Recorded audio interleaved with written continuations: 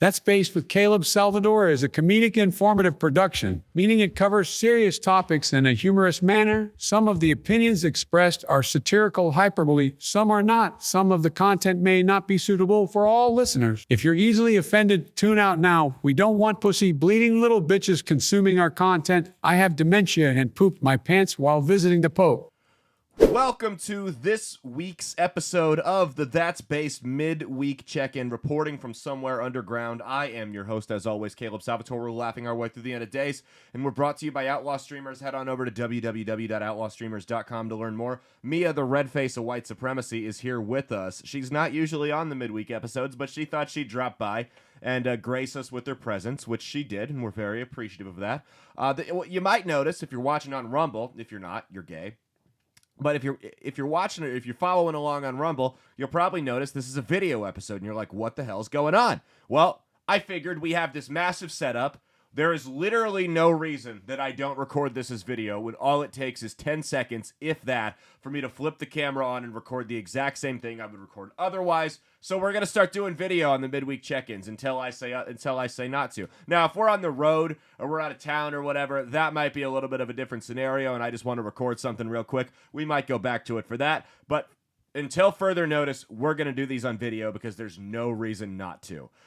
We have got a lot to get into on this show. Before we do, remember, we have got the unsolicited advice segment drops every Monday at 9 a.m. Central Standard Time. The midweek check-in, that's this one, 9 a.m. Central Standard Time every Wednesday. And then the big show every Saturday, 9 a.m. Central Standard Time. This upcoming Saturday, we will have a comedian from Kansas, Spencer Gordman, back on. You guys remember the little Jewish kid. He's going to be back. He was a fan favorite last time we had him on the show, so I'm really excited to get him back on here. But before we get into the topics this week, we have got a lot to get into. So I'm going to give a shout out to our sponsors over at Blood of Tyrants. If you head on over to www.drinkbloodofTyrants.com, use the promo code BASED at the checkout, like the title of the show, that's BASED. It's going to save you 10% off your order on either their Red Merlot wine or their 0 calorie, 0 sugar, 0 carb, all natural ingredient, liquid freedom raspberry tea, energy drink, all the positive side effects of coffee and energy drinks, but none of the negative shit. Again, that's www.drinkbloodofTyrants.com, promo code BASED, B-A-S-E-D, like the title of the show at your checkout. It's going to save you 10%. All right. We got a lot to get into, but I'm going to rant first before we do any of that, because I got something that's been bothering me. And as you all know, I go to the gym quite a bit. I go to the gym a lot. And I'm not jacked. I'm far from Mr. America. I just want to have a respectable appearance and, not die in my 60s. So I go to the gym. I try to eat healthy. Doesn't happen all the time. But there is a plague that bestows the gym annually, every year, this time of year. And it's called the resolutioners. These people are a cancer. And I want to make this clear. If you want, I have no problem with someone who wants to get in shape and is trying to better themselves. It's not my issue that they're there. My issue is their behavior when they are there. They act like fucking wild animals. This is like, Mia, like you'll hear those stories every now and then about the kid that runs away and gets raised by wolves? This is like if they tried to, instead of trying to reintegrate that kid into society, they just dropped him in a public school. Now imagine they dropped 40 of them in a school, and that's what it's like to share the gym with the resolutioners. I don't care that you want to lose weight. I'm happy for you. That's not my issue. My issue is the fact that you go in there, you don't wipe the equipment down. If you even bother to re-rack the weights, you put them in the wrong place, and then they'll sit there and they'll hog the bench for like 20 minutes while they do a set of 12, text or scroll through Facebook for 10, do another set of 10, text or scroll through Facebook for 10, and then the cycle just repeats itself. And then when they're done, they'll sit there and continue to text. Get off the phone. Stay at home if you're going to play on your phone. That's not why we're here. That's not what I'm just so sick and tired of the New Year's resolutioners. Again, by all means, get healthy, get in better shape. I support it. I'm all for it. I think this world would be better off if more people were more healthy. But I watched this woman on the chest fly machine the other day. I was waiting for her to get off of it, and of course she's on her phone probably looking at recipes for foods that are going to keep her as fat as she is, scrolling through between every set, and she finally gets up, and this woman is built like an offensive lineman on a bad D2 high school team. So not even like an athletic fat, just sad fat. And good for her for being at the gym trying to lose weight. But she gets up off the machine and just leaves a trail of sweat on both the back and the seat. So, I mean, it's just obesity slime and chicken grease oozing out of her from both ends on the back and the seat.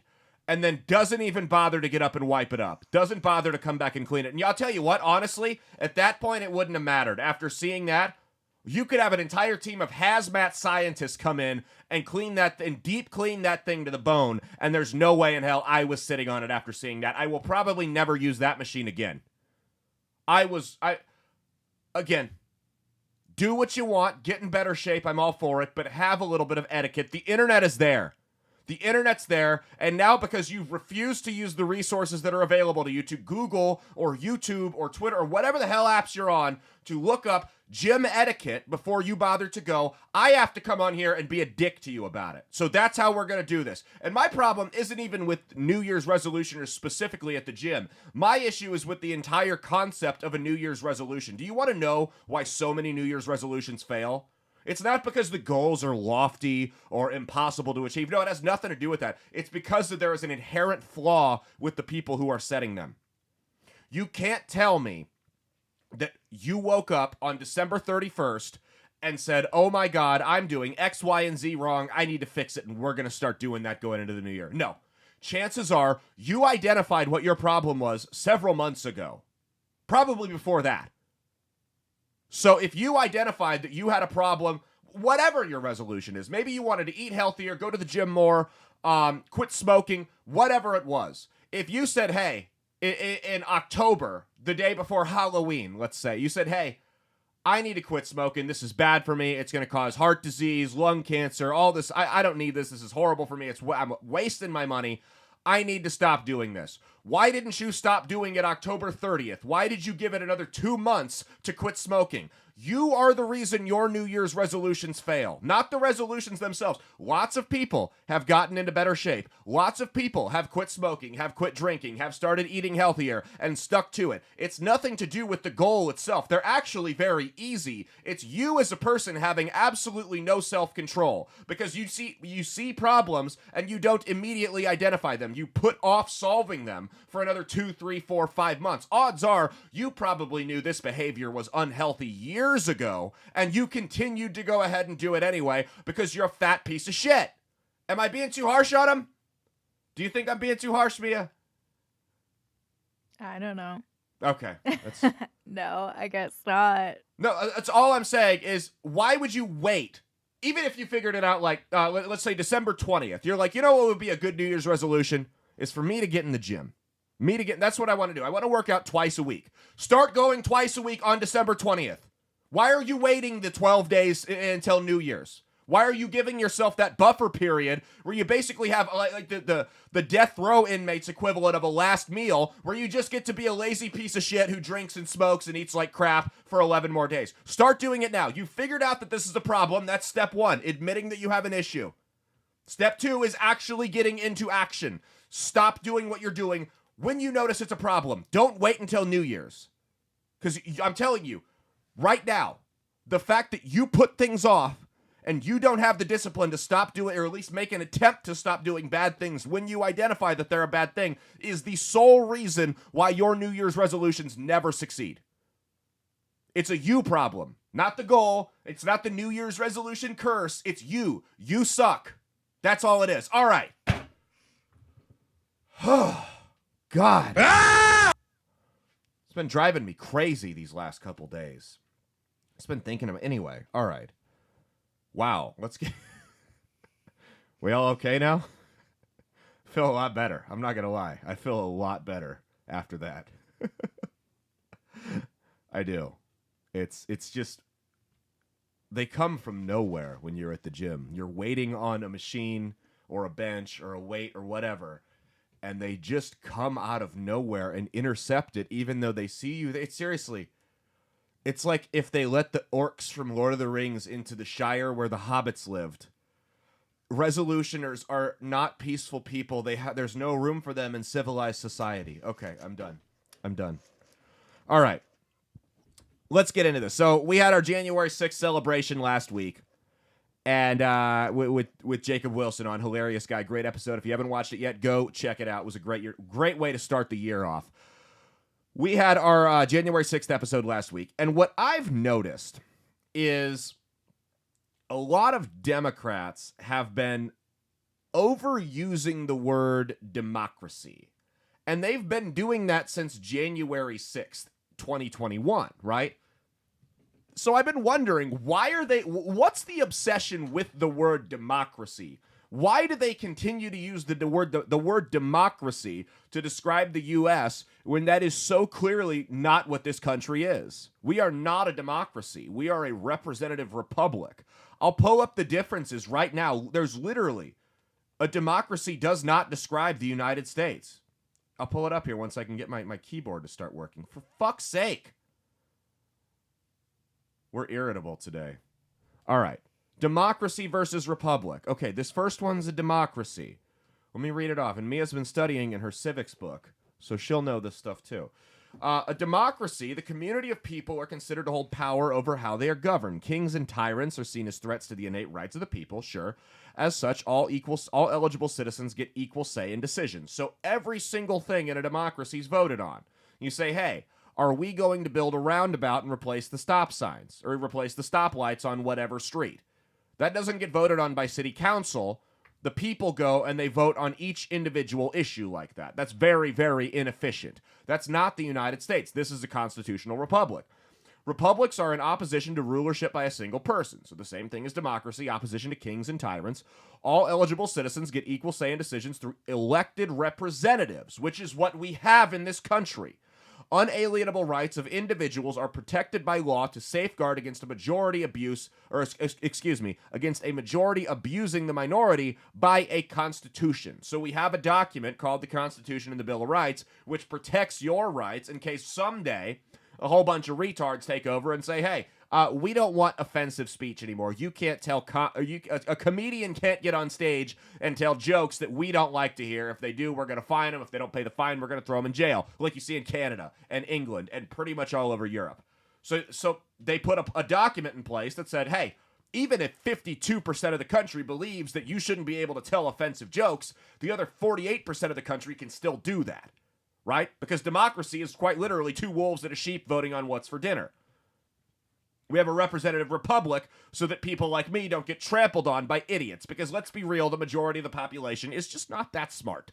Not our listeners, of course. You're smart if you're listening to this show. You're at least aware.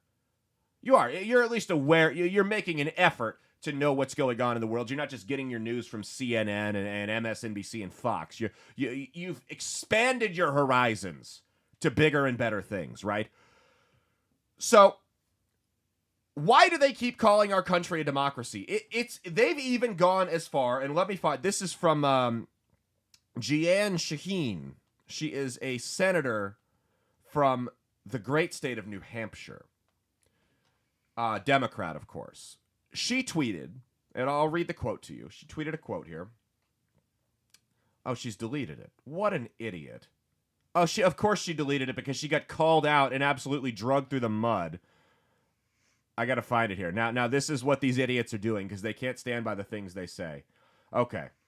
She said, and I quote, "A democracy, if you can keep it," end quote, said Ben Franklin. January 6, 2021 was a stark reminder of just how fragile our democracy is.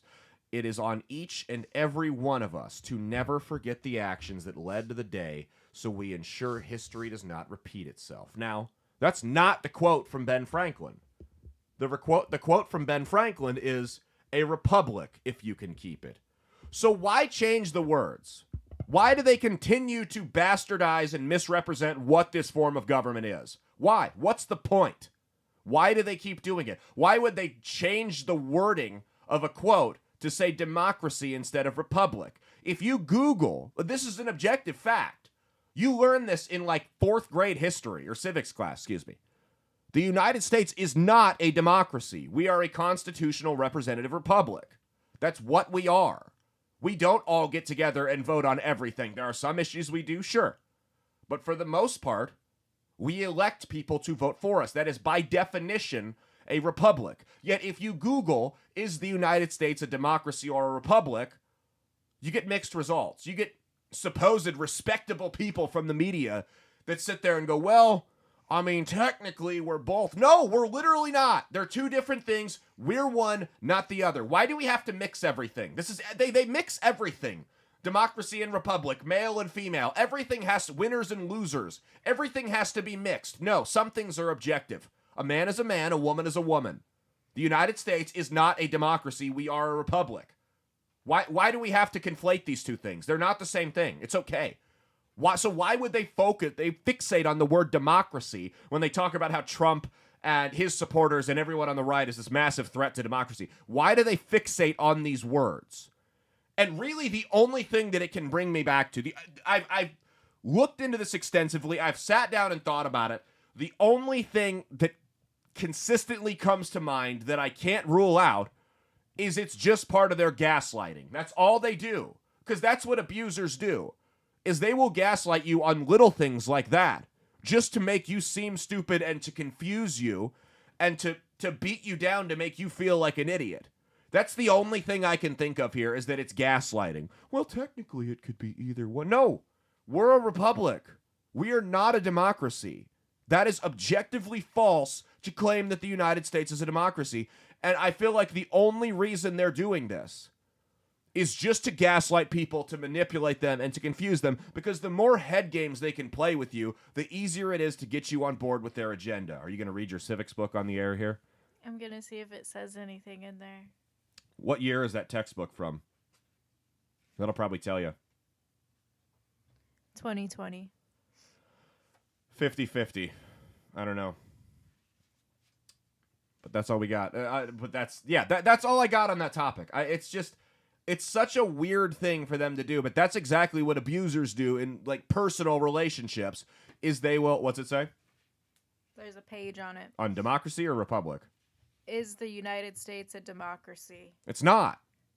But that's what abusers do, is they manipulate and just to make you feel like you're crazy or you're stupid and that they're better than you, and to make you second guess basic truths you've been taught since you were a kid. Basic truths like America being a republic, basic truths like men being men and women being women. That's all there is to it. They make you question basic truths to infiltrate your mind. But you go to Outlaw Streamers and you won't get your mind infiltrated here. For the record, that textbook from 2020, I put zero stock in what that says. Because anything made in the last 15 years has a direct agenda. It says, in a loose understanding of the term, the United States is a democracy because people can vote. Yeah, in a loose understanding, yes. But we what do we vote for? Susan Lawrence, author of the book, what do we vote for? It says, however, the will of the majority is checked by other features and does not always prevail. When the Constitution was ratified, the United States ceased to be a confederation of the states and became a federal republic. Yes, so we are a republic. So it's doublespeak. So again, it's just to confuse people. Well, technically, we are a democracy. No. We vote for what? A democracy is where people vote for everything that's run in their daily lives. A republic is where they vote for representatives who vote for the things that affect their daily lives. Various bills, tax cuts or increases, gun control, abortion, things like that. That's what we vote for. We vote for representatives to vote on those things. All right. So yeah, like I said, that's a textbook that was made before 2008. I don't put much stock in it because that's right around the time the education system was total hostile takeover by the psychopaths and Marxist activists we see today. So I mean, that wouldn't surprise me. I mean, we can go get a biology textbook, and they do that's exactly what these books do. Is they take what was once a basic truth that used to be just an objective black and white thing and try to add a bunch of gray to it when it wasn't. Like if you grab a biology textbook now, instead of saying, yeah, there's two genders, male and female, they have all this, they'll say, well, technically there's two genders loosely, and then they'll add 17 more lines that they don't need to just confuse people and manipulate them and and make them feel stupid and crazy. And that's exactly what the point of it is. It's not to actually get you on board with these idiotic ideals. It's just to confuse you and waste your time and make you feel stupid and go, you know what? I'm an idiot. Daddy government run everything. And big corporations come in and take everything over. I don't know what's best for me. I'm too stupid to figure out basic civics and basic biology, so why even bother? That's the goal, is to just wear you down. Okay. All right. It's a ranty show already. Are you regretting hopping on this show? Already? Yeah. Yeah, I see. All right, let's get into this next one. Donald Trump is in trouble. I know. What are the odds? Donald Trump has some controversy attached to him. So, the Democratic House Committee has released the results of an investigation into Trump here. And let me pull it up on Twitter so I can find the exact figures here. So, Donald Trump allegedly received millions of dollars from foreign governments as president. That's what the House Democrat report says. He took in at least $7.8 million from foreign entities while in office. Now, remind you, this is coming after the Bob Menendez scandal, the Democratic senator from New Jersey who was taking gold bars from the Egyptian government. Mind you, he's still there while George Santos is in trouble for Botox. He's gone for Botox and OnlyFans. This guy took gold bars from a foreign government that doesn't exactly have great relations with the United States. And he's still there. But God forbid Santos does anything, right? I think it's discrimination against gay people, personally. I think it's homophobic that the House removed George Santos. You are gay. When they've let so much just rampant crime and corruption carry on for so long. That's my opinion. But nonetheless. So they're saying Trump received $7.8 million from foreign entities while in office. Now, it says engaging in the kind of conduct the GOP is grasping to pin on President Biden because, there's the accusations about Biden receiving money from foreign companies and governments through his son that's laundered through his son's business, which probably happening. Now, if Trump did receive $7.8 million in bribes, that would be a problem. The issue is these are payments being made to his hotels from foreign governments. So, I'm going to make this clear. If he was getting bribes, then yeah, arrest him. He's as crooked as the rest of them. But here's the reality. These are hotels. These are foreign governments paying hotels that he technically didn't even own while he was president because he couldn't. Foreign officials traveling to the United States did not start under the Trump administration. Now, I would need to see before I made any because I'm not going to give a take on this. I'm just going to lay out the facts. I would need to see documents that compared the year-by-year payments from foreign officials to Trump's hotels before I made any type of judgment. Because if they paid him $7.8 million while he was president, but over the 4 years prior to that, they paid him 7.6, that's really not a big increase, especially when you consider inflation. So it's just foreign officials coming to stay in his hotels. That's not corruption. That's not like he's getting checks paid to his kids who then pay him back for a quote-unquote loan that he never gave them. That's not the same thing. Good thing that was empty. Starbucks latte, $6 for bullshit. Not the same thing. But they conveniently leave that out. You'd think if you were going... No, it's not that you think. This is how this works. If you were going to investigate corruption and you said, hey, I think that foreign nationals were bribing the president, which is a hell of an accusation, were bribing the president and paying him, and laundering the money through his hotels so it looked like they were conducting legitimate business, what you would then need to do is compare the amount of money that Trump hotels got from foreign entities while he was president to how much money they received from foreign government officials when he wasn't. Because if that number doesn't change, or if it's an insignificant change, or if it's nothing when you account for inflation, or if it actually declined, then you have nothing here. But they conveniently leave that out of the case. Their entire investigation, they didn't even bother to look into that. So that tells me this is bullshit until I see otherwise. Okay. Next up. Oh, one more thing on the Trump thing. Whether he's guilty of this or not, is anyone else that's right of center like myself getting a little fatigued on this guy. I think we need to start asking ourselves, is he worth the baggage that he comes with? I'm going to give you an example. It's not as big of a scale, but it's similar. I remember the controversy about Colin Kaepernick when he was taking a knee during the national anthem, and everyone was saying the NFL colluded against him because nobody signed him. No, that's not true. That's not true. Teams will take on the media circus, businesses, whatever, will take on the media circus and the baggage if your play and performance on the field outweighs the negative. You've had guys like Randy Moss, Terrell Owens, I mean, I could go on and on and on and on, that have gotten NFL jobs consistently, and people like that in every sport, in every industry, et cetera, consistently get work because their performance on the field outweighs the baggage. Even though they've got some issues, their performance on the field outweighs the baggage that they had off of it. And teams are like, you know what, we're willing to take that chance. Nobody colluded against Kaepernick. He just wasn't good enough to outweigh the baggage that came with it. That's all there was to it.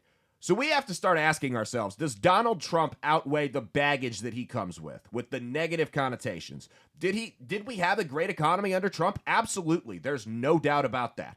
Was the world a safer place under Donald Trump than it is right now? Absolutely.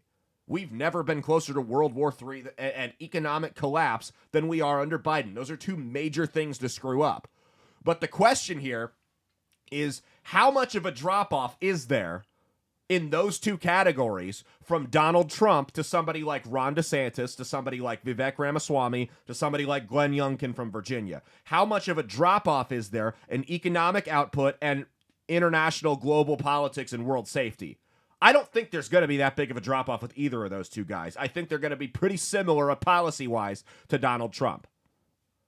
Now let's think of the negative with Trump. And I know a bunch of you are tuning out now or throwing your phones at the wall or screaming. Hear me out, because you can't deny this stuff. Donald Trump went in with the intent to drain the swamp and then surrounded himself with the figurative swamp. I mean, James Comey, Jeff Sessions, we could go on and on, Nikki Haley. We could go on and on and on and on about the bad people this guy surrounded himself with. Now, is there a chance that he learned in his first 4 years and he's going to go in with the next 4 years and go, okay, now I know who I can't trust? Absolutely there is. Not only did he surround himself with people like that, he surrounded himself with Anthony Fauci. He gave Dr. Fauci, the dog killer, Dr. Fauci Vic, he gave him the keys to the car during the COVID shit and basically just let him drive us off a cliff. The COVID lockdowns in 2020 happened because Donald Trump allowed them to. All of the insanity that you saw with COVID in 2020 happened because Donald Trump stood idly by and let it happen. You ever see the movie Boondock Saints? Mia, have you ever seen that movie? No. The movie Boondock Saints is about two brothers. Daryl from The Walking Dead's in it. It's about two brothers that go on and they kill a bunch of mobsters in the name of the Catholic Church. And there's one scene in that movie that sticks out to me every single time because it's at the very beginning. There's a priest talking, and he says he tells a story about a woman who got beat to death and raped in public while 30 people stood by and watched. And he says, we must all fear evil men. But the thing we must fear more than evil men is the indifference of good men, the people that stand idly by and allow the bad people to do whatever they want and have their way with the innocents. Donald Trump wasn't the one threatening to destroy people's livelihoods and trying to mandate vaccines for kids to go to school and crazy shit like that. He wasn't doing that. Donald Trump, however, stood idly by while blue state governors and unelected bureaucrats at the National Institute of Health gang raped this country. He stood by and let them do that. So he was the indifferent, I don't know if I'd call him a good man, but he was the indifferent person in this situation. I mean, how many times can you cheat on your wife if I'm going to keep calling you a good guy? Let's be real. The guy, you can like him as a president. His policies were pretty good, but morally he was shit. But nonetheless, Donald Trump stood by and let these people destroy this country. The problems you see today are not because Donald Trump enacted them policy-wise. They're not because of things Donald Trump did. They're because of things that he let happen. So Dr. Fauci, Gavin Newsom, Gretchen Whitmer, Andrew Cuomo, those are the bad men. Donald Trump was the indifferent man who stood there and let these people have their way with us as a country. So, yes, it's easy to be mad at Biden and the Democrats and Fauci and blue state governors. And yeah, I understand. You should be mad at them. They're scum. Big Pharma, absolutely. Fuck all of them. But Trump shares a little bit of the blame here. So that's what when I want to round it back here, that's what I'm asking. Does all the good stuff Donald Trump accomplished while he was in office outweigh the bad? Does it outweigh that? And then when you add the baggage he comes with from the media, did his performance on the field warrant us signing him to a contract and risking all of the negative press and risking losing because so many people are fed up with him and fatigued? Because that's the risk we're running right now. I cannot think of something that's much more dangerous than a lame duck Joe Biden. 4 more years of Joe Biden not having to worry about getting reelected. I don't know what's more dangerous than that. Your kids will be shipped off to World War III. Will be shipped off to World War III. We will see an economic collapse and a depression if Joe Biden gets reelected. We will see it. There's no doubt about it. Now, he'll sit there while the unemployment rate's at like 72% and Russia just dropped 17 nukes in Europe, and he'll stand there and say, the state of the world's never been greater. We've never been better than we are right now. And he'll stand there and say that, but it won't make it true. We don't believe your lying eyes, right? So we have to ask ourselves, is the baggage worth it? Can people, I mean, yes, everything sucks under Biden right now, and people are, kind of with a rosy retrospective looking back on Trump. And they're like, yeah, could really use that Trump guy, could go for $1.50 gallon of gas and inflation below 3%. Yeah, absolutely. People are looking back on it thinking that way. But when the chips are on the table, how many of those people are actually going to vote for him? How much of the good can outweigh the baggage? Can we get this guy elected, or do we need to start looking elsewhere? I'm not saying Christie or Haley, God no. But somebody like a DeSantis, somebody like a Vivek that hasn't had, I mean, let's face it, Donald Trump has had his life torn open more than any other human in the history of this planet, including Jesus Christ. No one has had their life looked into, and every single element of it looked into and picked apart and tried to spin in a negative direction like Donald Trump has had. No one that's ever walked this earth has had that kind of negative press on them. Some of it warranted, most of it not. But we got to start asking. It's just like, I keep going back to sports here, but then we're all jocks, right? We're all guys. Well, we're not all guys, but we're all jocks here. You got a running back that's carried the ball 35 times in a game. Maybe you should take him out and let the backup get a few more reps because that guy's banged up. He's going to fumble. Or you're going down the stretch of the season, you want to have a backup. You want to have a number 2, sometimes even a number 3, because the starter gets so banged up in your 17-game schedule that you got to find somebody else that can pop in an emergency. Because the starter comes in, he's moving slow, he's fumbling the ball, getting blown up in the backfield. Sometimes you got to have that backup. Not sometimes, all the time. You got to have that backup that can come in and get the job done in a similar fashion. That's all I got. All right. Next up, the NRA president. The president of the NRA, Wayne LaPierre, has retired, and the left is celebrating him. They're celebrating the retirement, acting like it's some type of victory. And it is a victory, but it's a victory for the pro-gun crowd, because as much as I despise the NRA, because they sell out constantly, NRA stands for Negotiating Rights Away, as much as I despise the NRA, there's more money still in that organization than any other pro-gun rights organization in the world. It is what it is. It's a necessary evil if we're going to be pro-Second Amendment. So as much as I can't stand them, we need a strong NRA right now. That's just what it is. And if the NRA were to go under, then that money would go somewhere else, because it's made up of people. They're not printing money. So if the NRA were to file for bankruptcy and collapse, it would go to GOA, it'd go to Firearms Policy Coalition, lots of different places. With that said, Wayne LaPierre was the worst thing that's ever happened to the NRA, and it will be objectively better with anyone else as the president. Maybe I'll run for president of the NRA. It would be objectively better with anyone else as the president. I mean, Wayne LaPierre, they were constantly getting sued by their members, because they were spending donation money on luxury cars, vacations, nights out at the bar, just ridiculous shit like that. Wayne LaPierre was a big problem there with the financial aspect of it. Wayne LaPierre is also the godfather of a lot of the gun control we see in this country. The Gun-Free Schools Act, the NRA co-signed that. So every time there's a school shooting and we bitch about how we don't allow teachers to defend themselves, the NRA is responsible for that. The NRA helped put that into place. They quote-unquote compromised with Democrats. Compromising is hilarious when you're talking about Democrats. There's no compromising with them. There's absolutely no compromising with Democrats. They always say they want to compromise. Again, that's what they do, is they change definitions. They don't know what compromise means. Compromise means both of us get something. So if Mia and I are looking for a place to go out to dinner, and, you know, for the one time in her life, she's actually found where she wants to eat, and she wants Italian and I want Mexican, and she goes, let's compromise, and we go get Italian. We didn't compromise. We just did what she wanted. If you say, hey, you're a gun owner, you need to compromise. We're like, okay, what's the offer?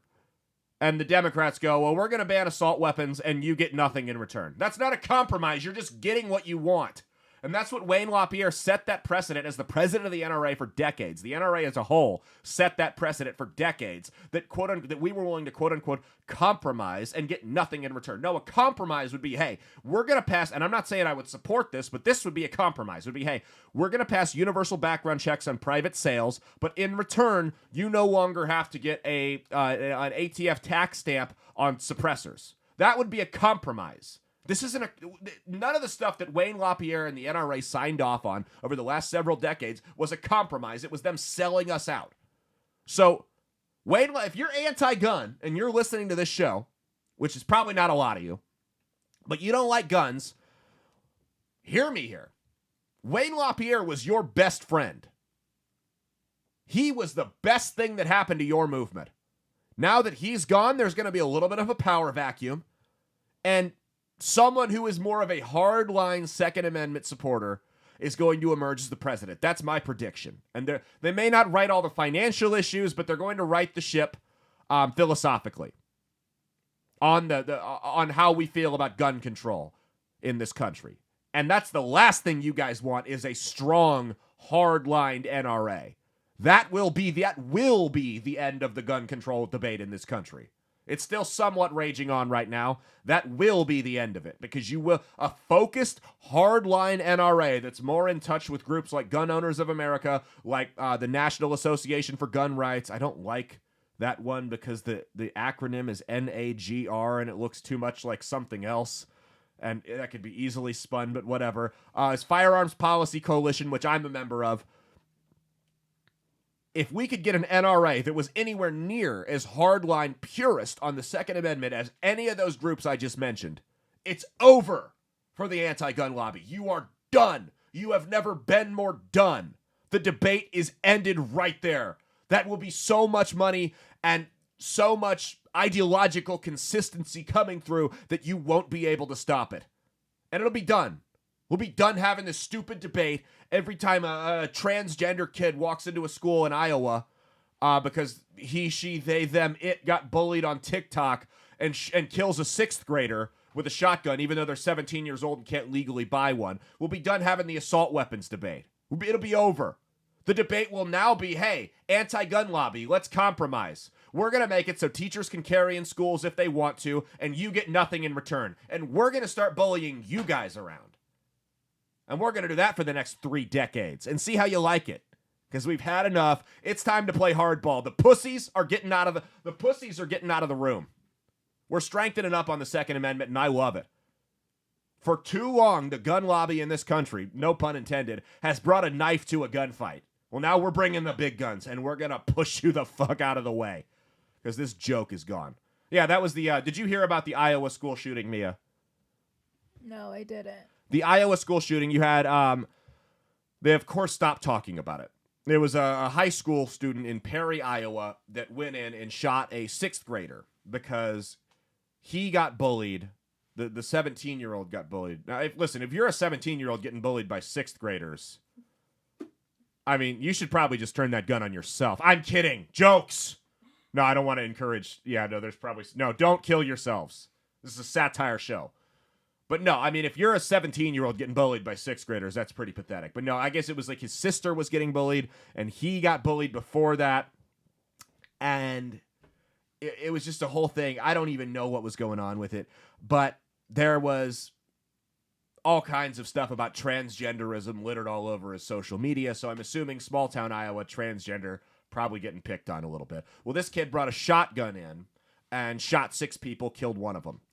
And of course the gun lobby jumped out, freaking out. This is why we need an assault weapons ban. Well, first off, a pump action shotgun is not an assault weapon, quote unquote assault. Assault weapons don't exist. But a pump action shotgun would not be controlled under the legislation they're currently pursuing. Give them a couple years. Once they get their assault weapons ban, they'll come for shotguns and pistols next. But right now, that's not what they're trying to ban. So number one, that wouldn't have done anything to stop it, even if the laws actually worked. Number two, it was a 17-year-old kid. It's illegal for 17-year-olds to purchase firearms. So again, your gun control failed there. I mean, really, the debate should be over. We've done this gun control. The cat's out of the bag. There's like close to 500 million firearms in this country right now. They ain't going nowhere. They're done. We have 500 million guns and a border that we can't figure out how to stop anything coming across. The debate's over, man. The guns are there. You can embrace that or you can die an idealist victim. It's entirely up to you at this point. And the reality is, it's time that we start protecting our schools. We've tried your way. We've tried the sign and nurturing the mass shooters. We've tried that. We've tried the sign outside of the building that said, hey, don't you dare bring a gun in here. Or else. Or else what? I don't know, but don't do it.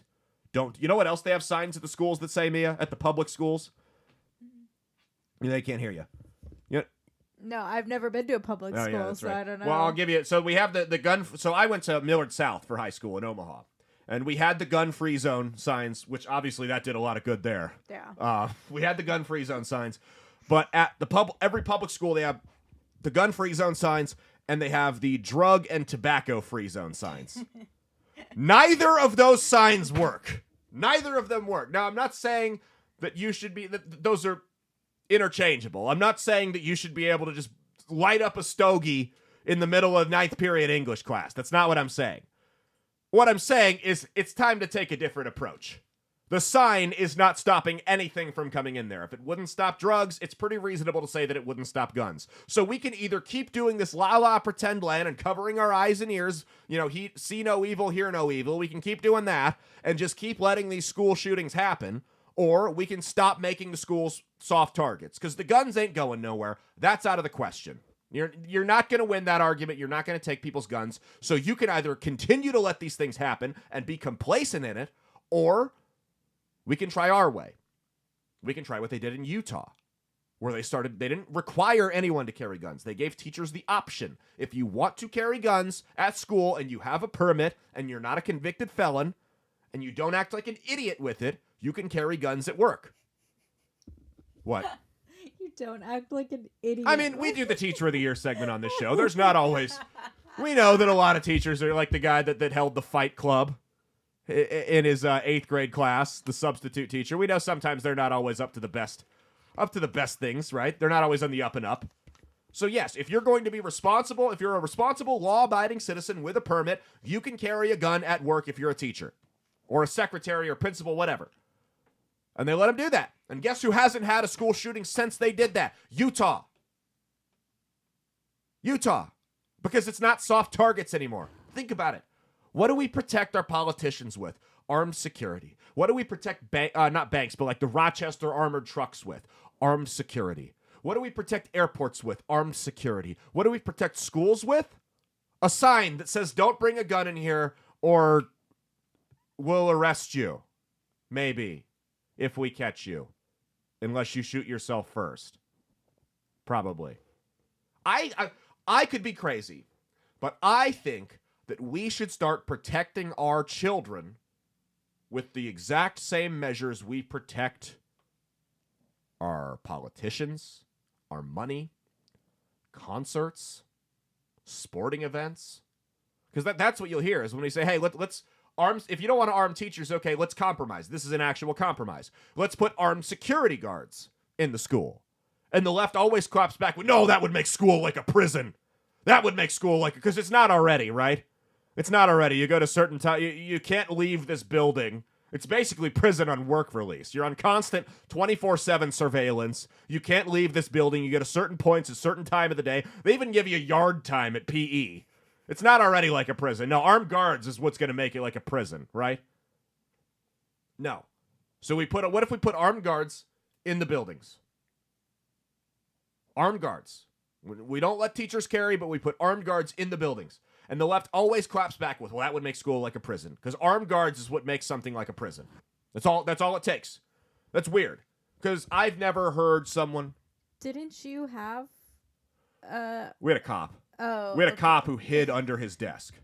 So, which is why we should make it legal. Yes. So, allegedly hid under his desk. He claims it was, he heard balloons popping. This is a perfect example of why we should make it so that people can have guns. Because typically when there's a mass shooting, the mass shooting gets stopped way sooner when the first responder is a citizen that was armed as opposed to police officers that take 5 to 10 minutes to get there. Way sooner. You're going to stop it. So you don't want to rely on police officers, but that's what the left wants us to do. So we're going to, for sake of argument, let's 4 armed security guards in every school. How would that make it like a prison? If armed security guards is all it takes to make something like a prison, how? How? I've been to football games with armed security. I've been to concerts with armed security, banks with armed security, Vegas hotels with armed security. I mean, the airports, government buildings, the list goes on and on and on. I've never once thought, wow, I'm in a prison right now. I've never heard anyone accuse Taylor Swift of running a prison at the NFL stadiums because she has armed security. I've never once heard that. Maybe correct me if I'm wrong. I've heard people accuse her of being a Satanist witch, but never a prison warden. So maybe we just try our way. There's your compromise. Or kiss my ass. We can do that too. All right. Okay, this is the next. We got two more topics, then we're getting out of here. This is okay. This is a representative from New Hampshire. Jonah Wheeler, he is a Democrat. We actually got the video. Can you pull that up for us? Jonah Wheeler, he's a Democrat, and in New Hampshire, they were trying to pass a law that would ban the sex change operations for kids. Again, clown world. How does anyone oppose this? How does anyone oppose this bill? And this Jonah Wheeler, he's a 20-year-old, super progressive liberal. And he caught a lot of flack because he voted yes on banning these operations. Okay, go ahead and play the video, and we'll get back to it in a second. Thank you, Mr. Speaker, and thank you for that reminder.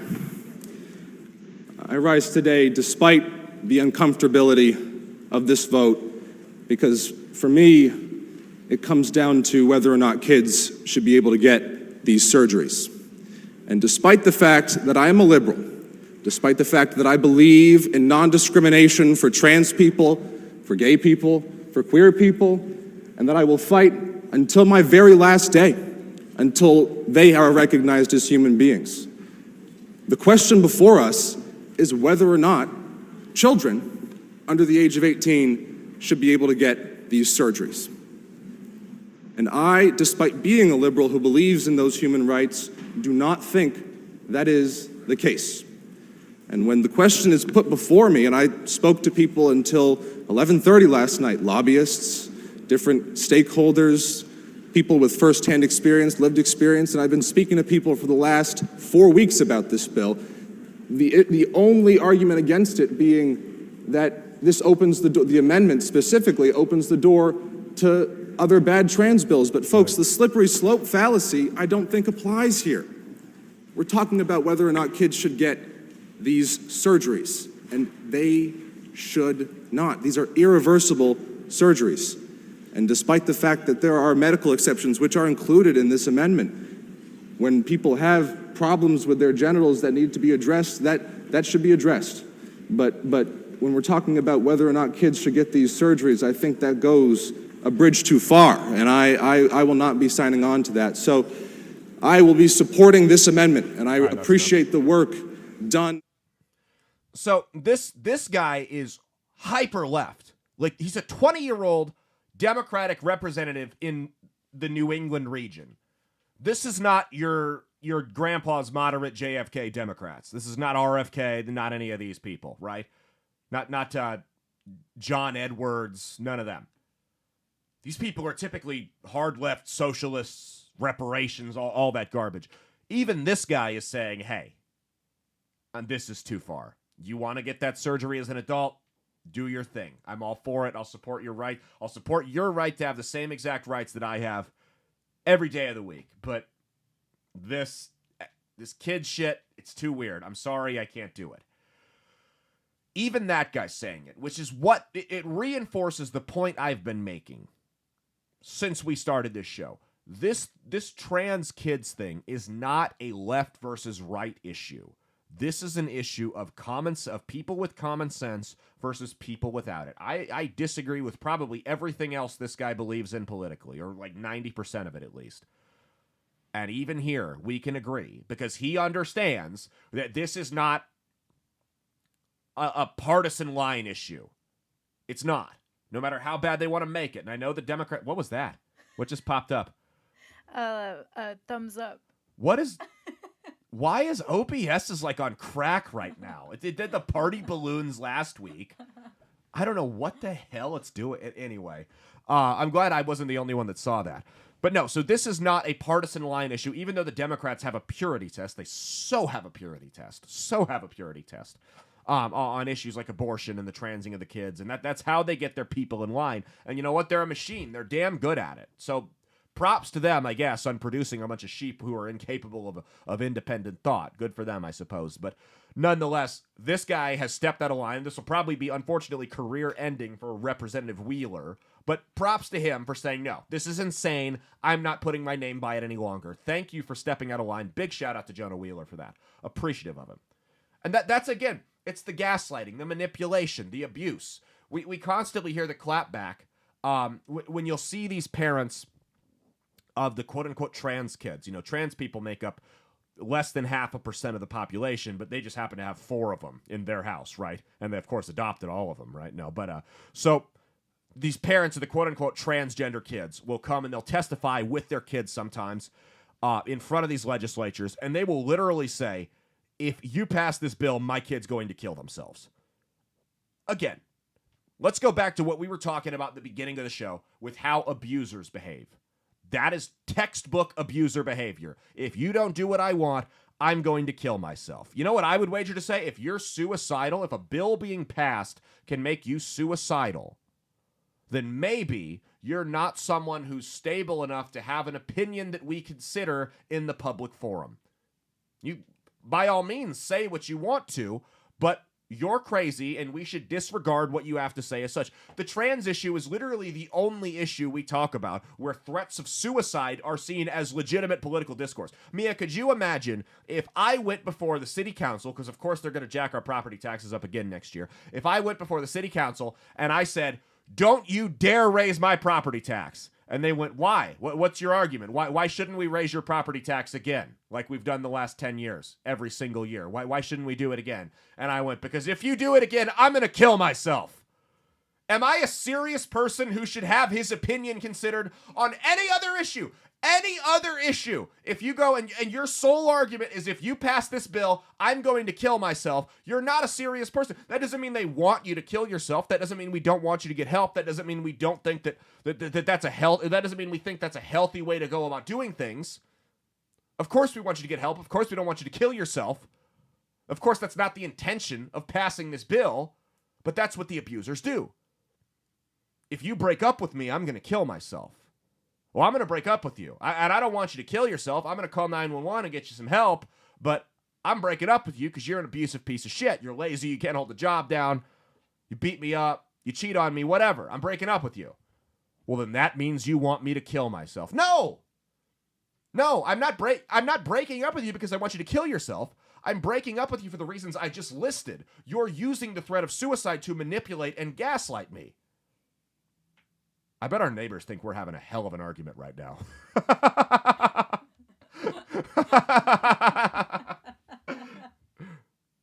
That's what it is, though. It's manipulation tactics. That's all the left has left in their chamber because they know that policy-wise they can't stack up because the wool's been taking over the eyes now. We're done. We're done. The blindfolds are off. Bird Box is over. People are seeing their policies in action, and we're finally seeing them coming to fruition. You've got cities that are overrun by homeless people taking dumps in the street. Mental illness and drug abuse is at an all-time high. We're sleepwalking into three different conflicts in 3 different parts of the world. The economy's in the toilet. The border's wide open. The wool is off the ice. People see what's going on. The cat's out of the bag. They can't stand up on policy anymore, so all they can do is stand up on gaslighting, threats, and manipulation. That's all they have. All right.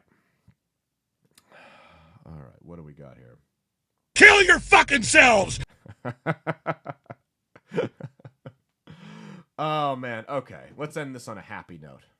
Happy note. All right, so 2024 has brought us some bullshit already.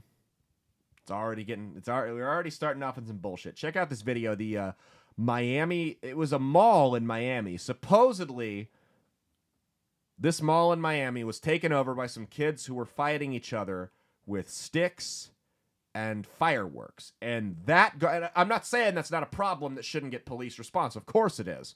But that garnered this police response. Go ahead and pull it up. And it was more than just the cops, but we'll show you this video first.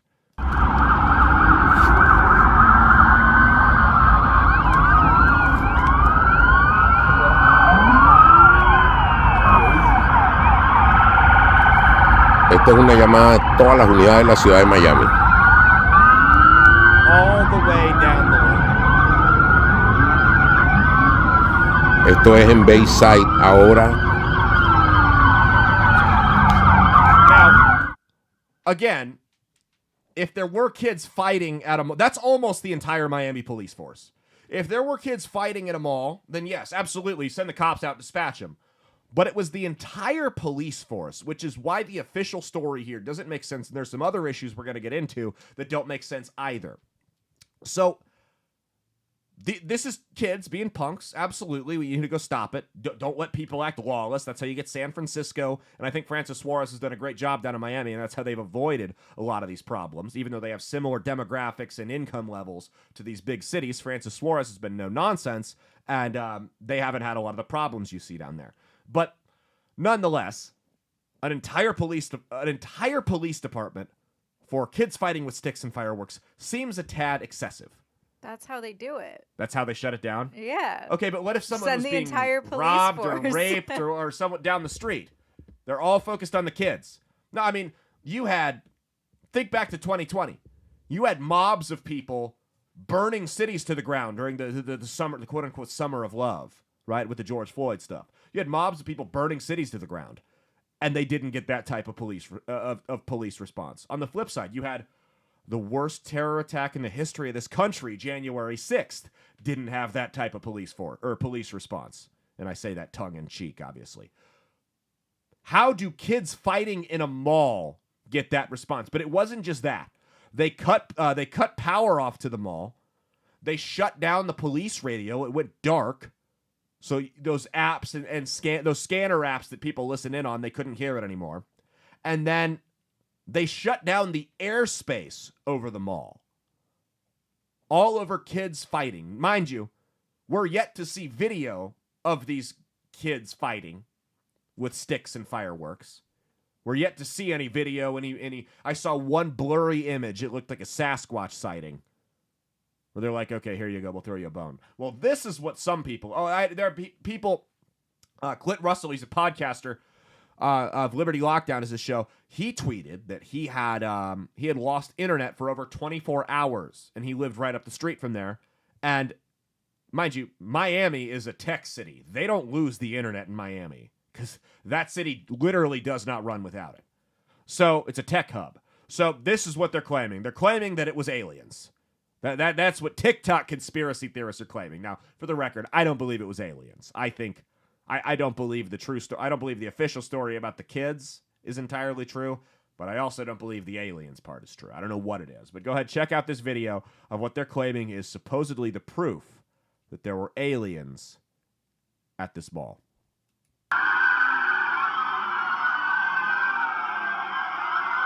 They say this gray figure walking is the alien. Did you see? What? Go back to me and then replay it. Go back one more time. Give it a second and now go. The gray figure walking is supposedly the alien. It looks like lights reflecting. I don't see anything. Let me know in the comments on YouTube and Rumble if you saw something. I saw nothing. Did you see anything? I didn't see anything except for a street. It's crazy how aliens have this uncanny ability, the superpower, that they can make every single camera that starts recording them revert back to 1943. It's not even like that's like they're recording on what, 10p is the quality on. I mean, it's horrible. It's crazy how aliens have this way that they can never ever be caught on camera. Not with a clear shot, at least. It's incredible. An uncanny ability. We'll need to get Dennis on to talk about this further, I think. But no, so that's actually, it's a little disturbing because I don't buy the official story. And then this comes a couple days after you had Brooklyn or in New York City, where an entire island lost population off the coast of New York after several explosions, or not population, lost power after several explosions, and they claimed it was an earthquake. It's just weird to me. It's all just weird. It's not aliens, but they're not telling us the whole story. And when I hear about the Obamas with that movie, what was the Obama movie that came out on Netflix? Do you remember? I can never remember. I've tried to put as much of Obama in the past as I can. What's that movie called? Let me Google it real quick. Obama Netflix movie. It was Leave the World Behind, about the cyber attack.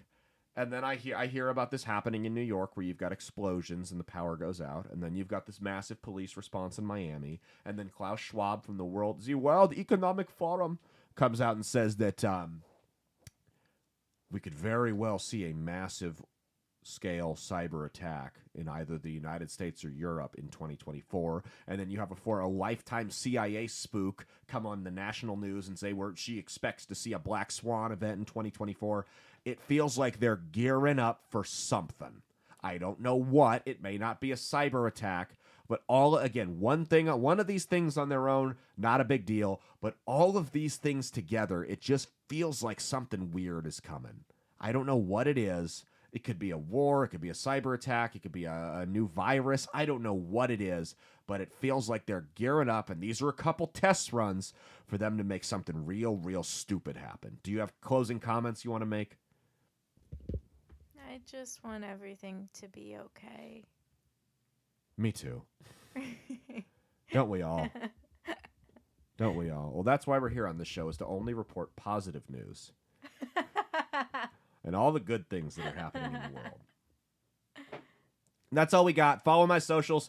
They're right there. Caleb Isn't Funny on X and Instagram. We're going to stop calling it Twitter. We got to start calling it by its preferred pronouns. Stop dead naming X. X is X. It's not Twitter. You bigots. Follow the socials. Caleb Isn't Funny on X and Instagram. Caleb Salvatore Comedy on TikTok. Caleb Salvatore on YouTube and Rumble. CalebSalvatore.com for all your merch and booking needs, or CalebSalvatoreComedy.com. Shout out to our sponsors over at Tactilian. Head on over. They're right down below in the ticker. TACTILIAN.com. Promo code BASED for 15% off of your order. Pro USA patriotic gear for you, for your car, for your house, you name it. Again, Tactilian.com, TACTILIAN.com, promo code BASED, BASED, for 15% off your order. Like the title of the show at the checkout. All the links are in the show notes. We will see you guys on Saturday with stand-up comedian Spencer Gordman making his second appearance on the show. We are so excited. Hope you guys like, if you're following along on Rumble because you're not gay, we hope you liked the new backdrop, all the new features. We want a more professional setting, and we started slowly implementing them heading into 2023 toward the end of the year, and we're slowly implementing them throughout this year. We'll have more. I mean, this whole thing it's going to take some money. It's going to take some time investments, but ideally the full video presentation and our full image for the show should be where it's at by summer. That's the goal right now. There's unfortunately some things that are out of my control that we need to get taken care of first. But yeah, so by summer, we're going to be firing on all cylinders in this show. I'm not like a resolutioner. There's legitimate reasons I can't. I'm not just saying, yeah, I'm going to put this arbitrary date and I'm going to do all this on that day. No, we're slowly implementing everything, bringing it along slowly. So that way it'll be as good of a show, because we still want to have a good show. Because with new stuff, if we bring too much new stuff on too quickly, there's going to be hiccups, there's going to be issues, there's going to be glitches. I don't want that. I want to still put a good show on while adding new stuff to make it better and to help it grow. If that makes sense, cool. Follow me on all the socials. Subscribe on Rumble and YouTube. Share the show around to your friends, because that's how we grow organically. Share around. All of you, homework project right now, chain mail. Send this show through text message or email to 10 of your friends and tell them if they don't send it to 10 of their friends, that they're going to have bad romance luck for the next year. They're going to die single, whatever. 2024 is going to be a disaster for them romantically. Or they'll die. Or that a ghost will come to their bedroom and kill them in the middle of the night. That's what I should start doing. I should be like, I died on July 6th, 1997. And if you don't share this show around to 10 of your closest friends, you will wake up at 3:33 a.m. to me standing over your bed with a knife, and I'll slit your throat and take your soul down to the underworld. Ah! Maybe that's what we'll do for the Halloween episode. Anyway, that has been our show. Thank you guys so much. We will see you on Saturday. Cheat on your taxes, not your spouse. And as always, stay based.